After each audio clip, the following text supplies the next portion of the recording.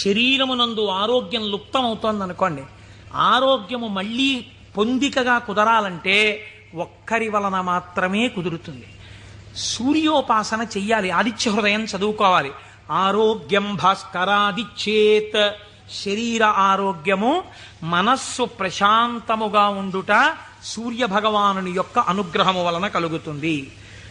శ్రియమిచ్చేత్ హుతాశనం. ఇవాళే పొద్దున నేను ఒక ఉపనయనానికి వెళ్ళాను. ఆ ఉపనయనానికి వెళ్ళినప్పుడు మా దొరగారితో, చూశారా దొరగారు అగ్నిహోత్రాన్ని ఎలా ప్రార్థన చేస్తారో అని మా దొరగారికి చెప్తూ అక్కడ కూర్చున్నాను. ఆ అగ్నిహోత్రం చేసినప్పుడు అగ్ని కార్యం చేస్తూ ఆ అగ్నిహోత్రాన్ని అడుగుతారు, నాకు ఇవన్నీ, ఈ వీర్యము, ఈ పరాక్రమము, ఈ ఐశ్వర్యము, ఈ ధనము, ఈ సంపత్తి, ఇవన్నీ కూడా నాకు ఆ హుతాశన నాకు ఇయ్యి అనగా, ఓ అగ్నిహోత్రమా నువ్వు నాకు కటాక్షించు అని అడుగుతారు. అందుకే